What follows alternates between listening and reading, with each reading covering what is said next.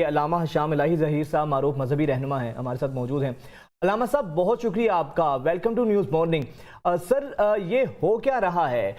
یہ تو جنگ سے زیادہ نسل کشی ہو رہی ہے فلسطینیوں کی، آپ کیا سمجھتے ہیں؟ اور پھر ایسے میں ہمارے مسلم غیروں سے ہم نے کیا شکوہ کرنا ہے؟ ویسٹ کی ہم بات کرتے ہیں کہ ان کی منافقت ریویل ہو رہی ہے، وہ دوہرا معیار ہے، ان کو تو چھوڑیں سر، ہمارے اپنوں کا رویہ دیکھیں، اسلامک ممالک کہاں کھڑے ہیں؟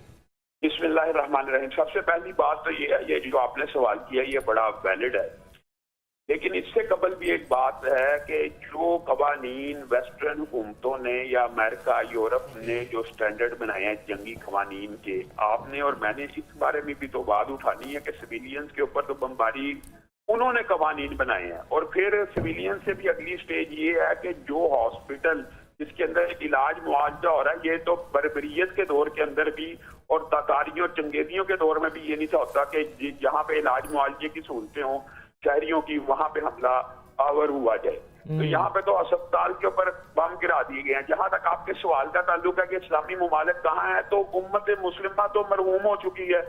امت مسلمہ کا تو کنسیپٹ تھا کہ چبھے کانٹا جو کابل میں تو ہندوستان کا ہر پیر و جوان بےتاب ہو جائے۔ آج ہم بےتاب ہو رہے ہیں۔ آج ہم اپنی ترجیحات کو بھی تو دیکھیں نا، دیکھیں کسی کے اوپر انگلی اٹھانا بڑا آسان ہے، لیکن آج ہم پاکستانیوں کی ترجیحات کیا ہیں؟ ہم ایک لیڈر کا استقبال بھی کرنے کے لیے تیار ہیں، ہم کرکٹ کا ورلڈ کپ دیکھنے کے لیے بھی تیار ہیں۔ ہماری نگران حکومت اس وقت پاکستان نہیں پنجاب کے اندر ایک فیسٹیول منا رہی ہے گلوکاری کا۔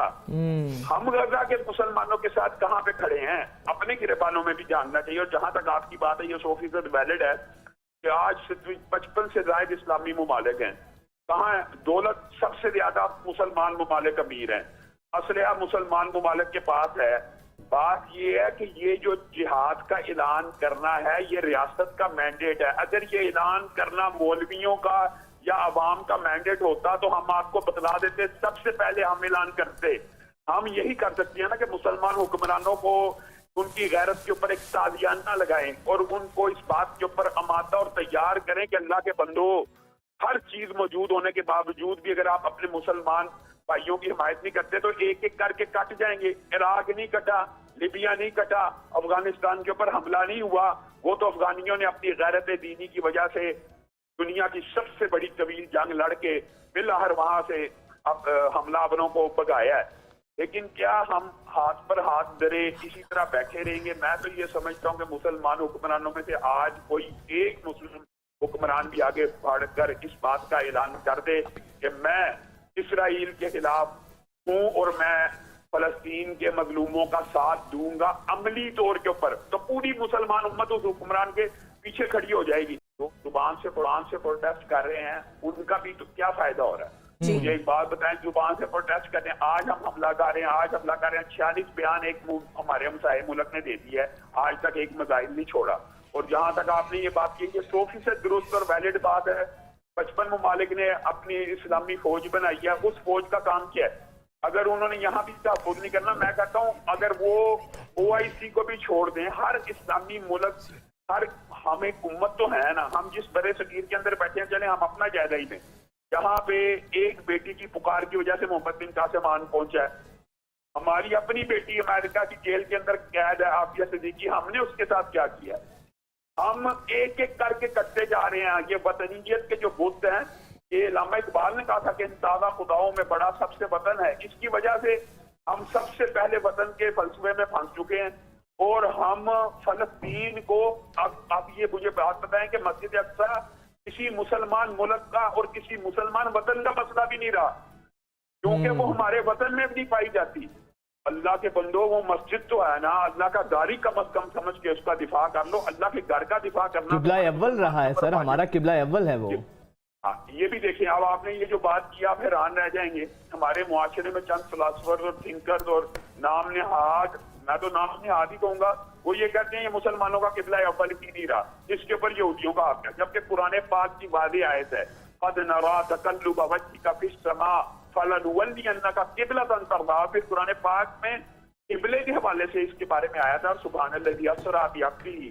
قرآن بڑا پڑا کہ قبلہ اول ہے، اور پھر رسول اللہ صلی اللہ علیہ وسلم نے اس مسجد کے اندر نماز پڑھنے کی فضیلت 250 بیان کی۔ کیوں کی؟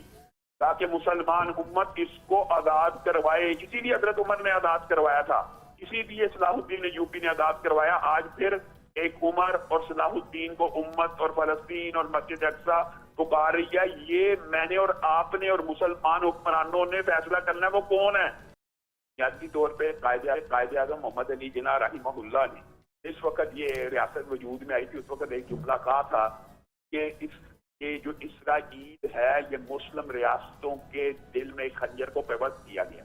ग्रेटर इसराइल का यहूदियों का एक फलसफा तवील तरीन, आपको इस बारे में और लोगों को इस बारे में आगाही होनी चाहिए कि वो जो खैबर से रसूलुल्लाह सल्लल्लाहु अलैहि वसल्लम ने उनको निकाला था यहूदियों को, तो वो तो मदीना तक पेशकदमी करना चाहते हैं, वो तो ये सारे के सारे हिस्से के अंदर कब्जा करना चाहते हैं। लेकिन रसूलुल्लाह की उस हदीस को भी मद्देनजर रखें कि रसूलुल्लाह सल्लल्लाहु अलैहि वसल्लम ने मुसलमानों ही को मुहातब होकर ये बात कही हुई है कि यहूदी अपनी मक्तलगाह में एक वक्त आएगा, क़यामत से कबल इकट्ठे होंगे और हर दरख्त पुकारेगा, हर पत्थर पुकार उठेगा।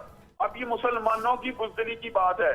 और रसूलुल्लाह सल्लल्लाहु अलैहि वसल्लम ने आज के दौर के बारे में ये भी कह दिया था कि भूखे जिस तरह दस्तरखान पे टूटते हैं, कौमें तुम्हारे ऊपर टूटने के लिए एक दूसरे को दावतें देंगी कि आओ इस मुल्क का बेड़ा गर्क करते हैं, आओ इस मुल्क का बेड़ा गर्क करते हैं। तो सहाबा हैरान रह गए, क्या हम उस वक्त बदर जितने भी नहीं होंगे? तो रसूलुल्लाह सल्लल्लाहु अलैहि वसल्लम ने फरमाया था बल्कि तुम सैलाब के ऊपर जो जाग आती है उनके कतरात से भी ज्यादा होगे, लेकिन तुम्हारे अंदर वहम नाम की बीमारी पैदा हो जाएगी, यानी दुनिया से मोहब्बत और मौत से नफरत। जब तक मुसलमान हुक्मरान मस्जिद अक्सा को उम्मत मुस्लिमा का मसला नहीं समझेंगे, तब तक ये मसला कभी भी हल नहीं हो सकता। और ये मजम्मत के जो मामलात हैं, आप और मैं 75 बरस से मजम्मत सुन रहे हैं। कश्मीर के साथ खड़े हैं जब तक आखिरी कश्मीरी नहीं मर जाता, फलस्तीन के साथ खड़े हैं जब तक आखिरी फलस्तीनी नहीं मर जाता। खड़े होने का क्या फायदा है? वो कौन सा हर ईंट का जवाब पत्थर पे देंगे? वो कौन सी ईंट आनी है जिसका जवाब पत्थर पे देना है? अब तो मुस्लिम हुक्मरानों को जागना चाहिए। अब कहाँ पे ईंट और पत्थर का जवाब है? अब तो यहाँ पर रॉकेट तक फायर कर दिए गए हैं। पूरे का पूरा गजा जो पट्टी है जहां पर आबादी थी मुसलमानों की, उसको तो तबाह कर दिया है, नीच तो नाबूद कर दिया है। अब हमने किसका जवाब देना है? और यहाँ पर हमारी तरफ से कोई सपोर्ट, ना कोई असलहा की, ना कोई माली, सिर्फ इमदाद के लिए भी हम मिन्नतें कर रहे हैं कि किसी तरीके से ट्रक जाने दे, इसकी शायद फर्स्ट एड मिले। इसकी शायद अलामा साहब एक और वजह ये भी है कि जो माजी में मुस्लिम ममालिक का जो मुसलमानों की साइंस के अंदर जो तरक्की थी, तालीम के मैदान में हम लोग सबसे आगे थे, वो स्पेन, वो गरनाता, हम वहाँ से भी सर बहुत पीछे रह गए हैं। शायद ये भी एक वजह है जिसकी वजह से हमें मार खानी पड़ रही है बाहर की दुनिया से। बुनियादी तौर पे ये तो रसूलुल्लाह सल्लल्लाहु अलैहि वसल्लम की एक हदीस है जिसकी तरफ आपने बाकायदा तौर पे इशारा कर दिया। रसूलुल्लाह सल्लल्लाहु अलैहि वसल्लम की हदीस का एक मफहूम है, एक हदीस है, जो कुव्वत है वो रमी के अंदर है, यानी निशानाबाजी के अंदर है। और इस हदीस के इस्तेदलाल मुहद्दिसीन है कि जो कौम असलहा साजी के अंदर तरक्की करेगी वही सुपर पावर होगी। बुनियादी तौर के अंदर के ऊपर अगर आप गौर करें तो जापान की मईशत अमेरिका से बेहतर है, लेकिन सुपर पावर अमेरिका है। क्यों? क्योंकि वो असलहा साजी में आगे है। तो रसूलुल्लाह सल्लल्लाहु अलैहि वसल्लम ने तो 1400 साल कबल ये पेशीनगोई कर दिए गए, तो कौम असलहा साजी में आगे होगी वही सुपर पावर होगी। तो मुसलमानों ने बुनियादी तौर पे असलहा साजी के अंदर मुसलमान, शुक्र है कुछ पाकिस्तान में इस बारे में तवज्जो दी गई है, लेकिन मुसलमान अमूमी आप हुकूमतें देख लें असलहा साजी के मैदान में, साइंस और टेक्नोलॉजी, तालीम, ये सारी बातें दुरुस्त है, मईशत भी दुरुस्त है, लेकिन सुपर पावर वही होगी जो असलहा, यानी आपने मुहावरा सुना हुआ, जिसकी लाठी उसकी बहन।